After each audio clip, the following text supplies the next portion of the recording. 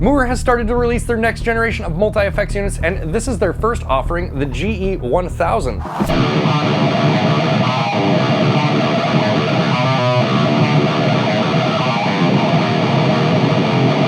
Take this thing out of this dust jacket. This is very heavy, by the way. I mean, I'm not super surprised I get, ooh, fancy. Oh my God, it's battery powered. That's really cool. That's something new that I don't think I've ever seen on like a floor unit like this. So really, really neat. Let's read the specs. The Mooer GE1000 has a selectable integrated battery version and a traditional version. So there's the GE1000 and the GE1000Li. The Li, I'm assuming, stands for lithium, and it is the rechargeable version. There's a 5-inch touchscreen with a straightforward UI delivering the brand new multi-effect experience compatible with Mooer MNRS sample files loading. If you're not familiar with Mooer MNRS, that is their answer to something like the 𝗦𝗡𝗏 or 𝗏𝗏𝒠💏X or something like that, where you can sample your own analog gear and upload it to the cloud and download it on their MNRS compatible devices like this one. You have up to 2048 sample points for third-party IR loading. It comes with the well-received quick access effect module buttons from the GE family, so if you're familiar with the GE200, you'll be right at home in here. There's a specialized mobile app and a computer editor for preset management and tone upload and download from the cloud. There's also MIDI support. You can control this with an external MIDI device. You can also use this as a controller to control another device's MIDI inputs. You can also use the GE1000 as an audio interface with up to 192 kilohertz sample rate, and there's also a built-in drum machine and a looper. On the front of the unit, we have 5-foot switches. 2 of them control the bank up and down, and then we have A, B, and C foot switches, just like on the GE200. We have our master volume. We have our select encoder, which doubles as a button. We have our home button, we have a save button, we have a settings button, we have the expression pedal. Pretty simple layout on the front of the unit. And then probably my favorite addition to the front of the unit since the GE200, the power button. On the back of the unit, we have a 1/4-inch input, we have 1/4-inch TRS jacks for our effects loop, we have XLR left and right outputs, we have a ground lift switch, we have an 1/8-inch headphones output, and we have our 1/4-inch left and right outputs, as well as our MIDI in and out. And lastly, we have a USB Type-C jack for connecting to our computer. Okay, I swear this always happens when I'm editing a video, but I'm editing this video, I'm getting it all wrapped up so that I can post it, and I just got confirmation on the pricing. The GE1000 is gonna be $499 US, and the GE1000Li, the one with the battery in it, is gonna be $569 US. So keep that in mind because it'll come up later in the video. All right, so now that we've been over all the specs, there's only one thing left to do. Let's plug this guy in and check it out. I'm gonna be running this through a power amp pedal and also this Ingo cab for those of you that like to use these sort of devices live, but we will also check out the included stock cabinet simulation. We'll check out the effects, we'll build a pedal with it, and yeah, we'll see how the battery holds up as well. All right, let's do it. Okay, I have the GE1000 plugged in here. I'm using this Jackson American Virtuoso. There is a JB in the bridge and something in the neck. I don't remember what's in the neck. Let's turn this guy on and see how it sounds. Let's also take off the plastic, yeah? Okay, let's just build a new patch here. Let's see if there's a, whoa. It's like a live mode for the foot switches. Can I just touch it? Ah, yes.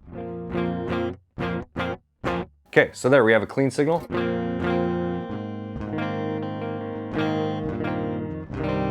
Do you really want to hear clean DI? What am I doing? So you'll notice on this versus like the GE200, these buttons aren't actually assigned to anything. These buttons just kind of correlate with whatever block is in the signal chain, and these blocks look like they can be assigned to whatever you want. So let's go ahead and just add something here. And yeah, there you go. So, oh, this is cool. So we have power amp and amp. I wonder how crafty we can get with the routing. Oh, this is great too, and it's all separated out. So you have classic, boutique, GNR. I don't have any GNRs on here yet, but there are a ton you can download on their website, like if you're looking for something specific. 𝗦𝗡𝗏𝗏, 𝗦𝗡𝗏𝗏, J800. Let's go with the Powerball distortion. Okay, and there is our settings there for that, but now we need to add a power amp in because they have the preamp and the power amp emulation separated out here. So we're gonna go into the power amp emulation, and you can see we could select our different tube types in here. That's some interesting stuff. Let's go with the 𝗦𝗡𝗏𝗏6L6.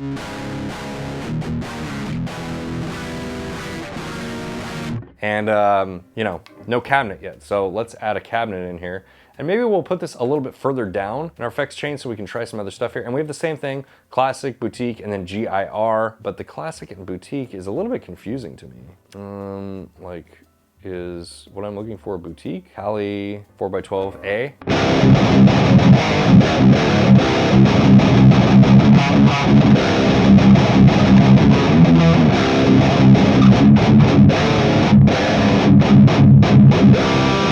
But let's go into the settings here. Now that we have that set up that way, let's actually save this real quick. Let's call this dingus. And then you can pick a color too. Like, you know, the color makes it visually easier to kind of differentiate when you're looking at the playlist mode. Okay, let's click this little cog here and check out our settings. Our brightness is all the way up. Bank switch over display. Okay, so that's the thing that we saw earlier where it shows you all the different banks. Stage view, detail or large. Tap tempo by global, by preset, MIDI, so you can control or slave. We talked about that in the overview of the specs. Bluetooth on or off, F4 wireless foot switch. So you can connect this to one of their little wireless F4 foot switches. But yeah, it looks like you can connect that to this wirelessly, so that's really nice. USB audio normal or reamp mode. Okay, here we go. Left and right dry, ooh, that's what I need to do. So you can go left or right output. You can send your dry signal, like if you were using this for recording and you want to monitor yourself with your wet or, you know, distorted amp sounds, and then use the right to just record your DI signal, you can do that. Turn the spillover on. Spillover is when you have an effect like delay or something like that going, and it will spill over the effect tail into your next preset if you change presets. Kind of a nice feature. Language, factory reset. That's the tuner. That's the looper. This is the expression pedal. Global EQ. Okay, here's what I'm looking for. All right, so a little bit tricky to find this menu here, but what you need to do is you need to click on the actual output bar up there, and then you get these separate pages, and we need to go to not our global EQ page. That's nice that it has it, but a 1/4 inch global cab bypass. We're gonna turn that on. 1/4 inch global power amp bias. We're gonna leave that off for now because I'm using a solid state power amp, but if you're running this into a tube power amp, for example, then you probably wanna turn that off, and then you can limit it as well. I'm not gonna do that. And then let's see, we have input on. Oh, we have a noise reducer on our input, that's nice.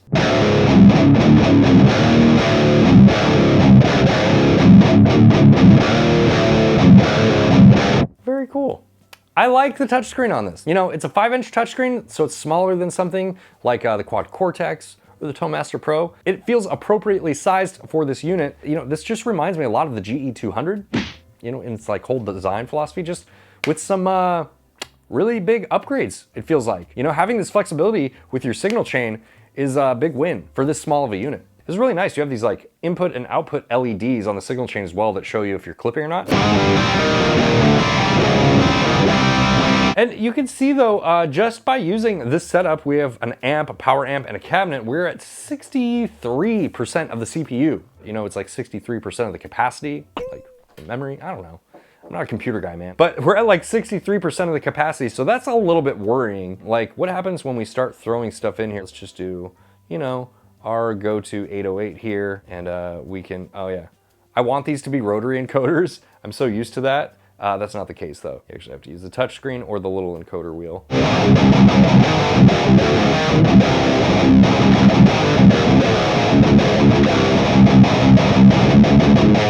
I haven't even dialed in anything yet. Let's go to the amp settings here. Okay, and these are brightness, not presence. Interesting.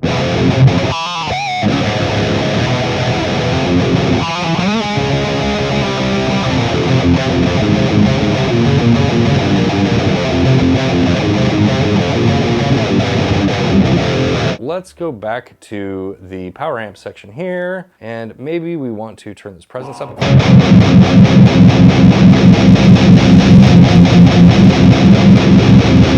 No depth switch, but we do have bias. That's kind of nice. And then let's go into the cabinet here and see what our options are. And there's no like microphone options or anything like that. I actually prefer that. I prefer not having the clunkiness of like the microphone XY axis things that like some of these earlier units had. Where's the sweet spot for the microphone? Like, just do that for me. You know what I mean?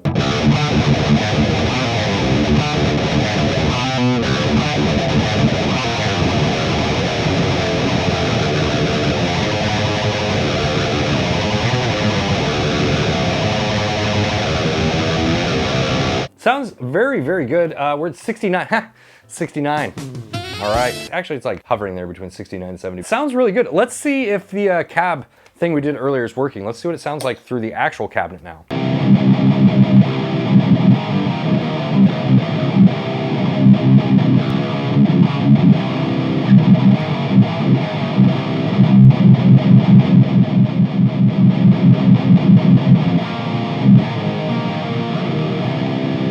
And then if we want to just bypass some of these blocks, because I just want to make sure I'm not getting any cabinet simulation in this, you could just click the button. Oh, that'll take you directly to it. And then clicking it again will bypass it. Okay, so the cab bypass for the output is working.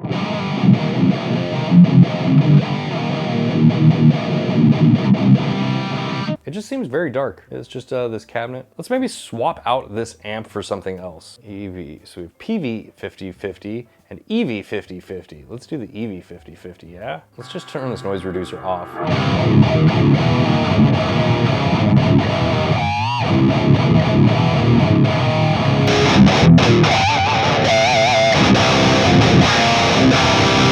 And then maybe let's just put one in the chain, you know, just to test it. You don't need to do this, but do an intelligent reducer. Set the threshold to something like that.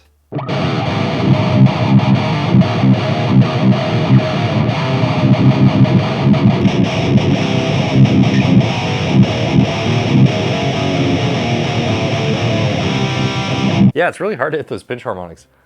We are lacking some gain here. Let's check this again. Oh wow, that's interesting. Okay, so on like the old iterations of this, you would push in on the option that you wanted and then you could turn it, but it doesn't work here. You can't switch with this wheel. You actually have to touch to switch, which isn't like horribly inconvenient or anything. It's just, you know, something different.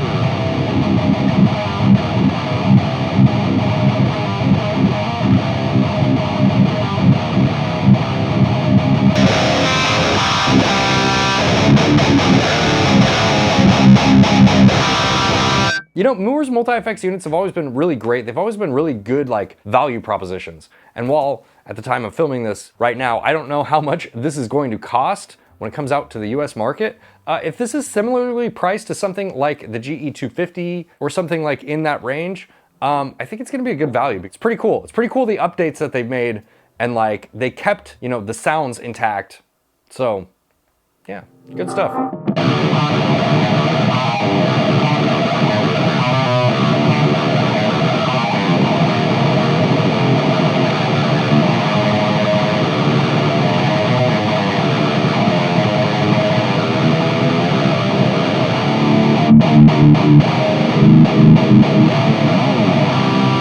Pretty good. Let's move on here. Let's check out some of the effects and we'll do like a clean patch with this for some ambience, you know, some atmosphere. Can I drag these? Oh, you could drag these to reorganize your signal chain. So that's really awesome. So that is like such a big improvement because that was always like kind of the thing with the older units is like you had the buttons and they went to like specific effect types and you could reorganize your signal chain a little bit, but like those buttons were always attached to whatever effect. So this is much better this way, how these buttons just correspond with the block in the signal chain and you can assign whatever you want there. Let's check out the pitch shifting since people are always really interested in how good the pitch shifters are in these units. We probably want this poly shift though, yeah?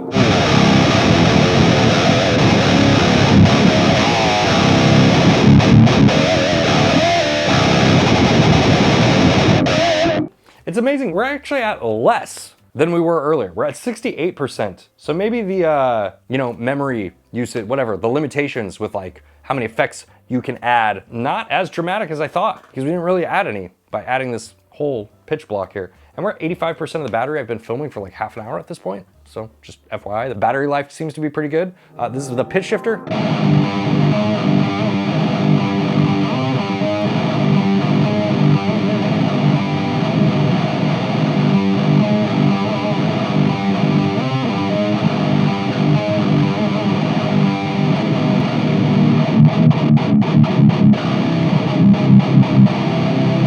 It's very responsive. A lot of times when I test these pitch shifters, there's like a very noticeable latency. You know what I mean? Like you play something and it's just like slightly delayed. I'm not getting that with this at all.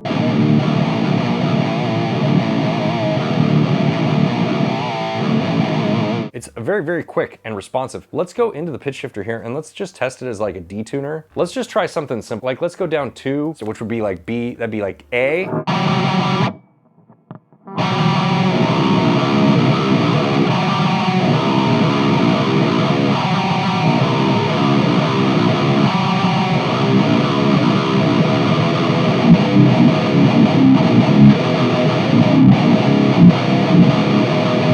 Like you could probably get away with using this to change tunings, like if you didn't want to switch guitars in your set.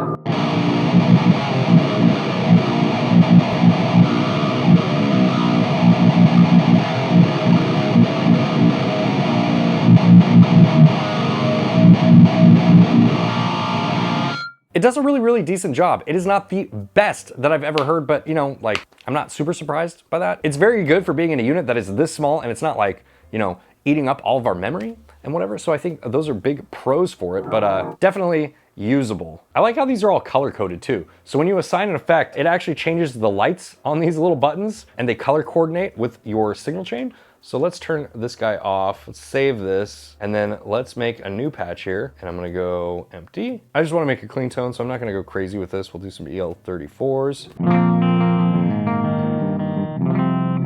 And then for the cab, I'm just gonna pick the matching blues 1x12 there.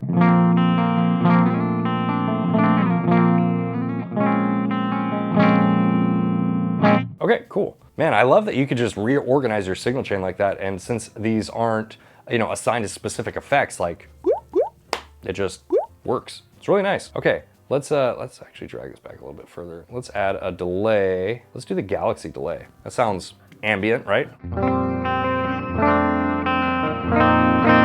That is very cool. I'm not hearing that through my cabinet. I can hear it through my studio monitors though. Let's do maybe the rainbow delay. I wonder if, because it's after my cabinet, that'd be weird.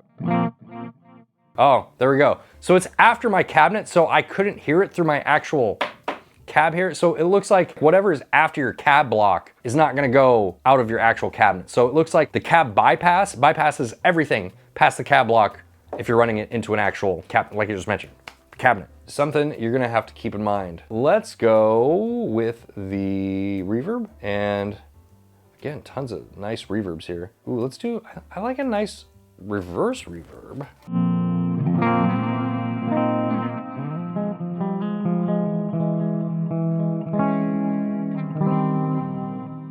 Let's just do the shimmer, right?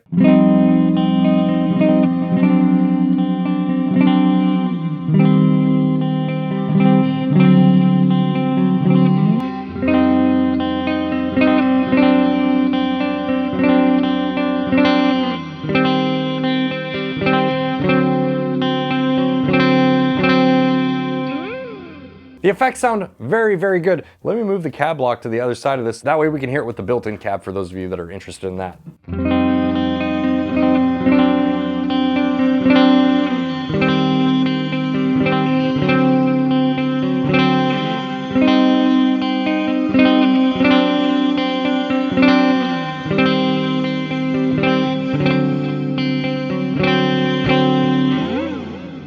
Now we're at about 80% with those effects in there. So let's just see if we can max out the CPU. This is something else that I like to do here. We're not adding like anything in particular. We're just seeing like how much we can get in before the CPU maxes out. Like, can I use all of these? And let's throw some like heavy hitter reverbs in there. Like we'll do the ones at the end of the list. Those are usually the more resource intensive ones. Let's throw a filter in there. And now we're starting to get to the point where things are grayed out. So just FYI, that's about what it looks like to have that grayed out. My light just died, and we're at 95% capacity there. I wanna see what kind of routing we have. We don't have multiple inputs, so we can't do any like sort of crazy routing, unfortunately. It'd be nice if we had like 2 inputs. You know, we could do like parallel signal chains or something like that, but that's okay. I think it's totally acceptable to not have that feature. All right, guys, what do you think of the GE1000? I'm personally really, really excited to see what else they release in the GE lineup. Are they gonna release a GE2000, a GE3000? Only time will tell, but I think so far, what I've seen from this is really, really cool. And I think that, you know, Mooer is like pretty forward thinking. They were one of, if not the first company to do like software capturing that you could load onto a hardware unit. So I think that says a lot about them as a company and like their research and development and kind of where they're going in the future. All right, if you guys like this video, make sure to hit the like button. If you really like it, you can join us over on Patreon or in the YouTube members. There's a button down below, or you can check the description, and I will see you in the next video. Bye.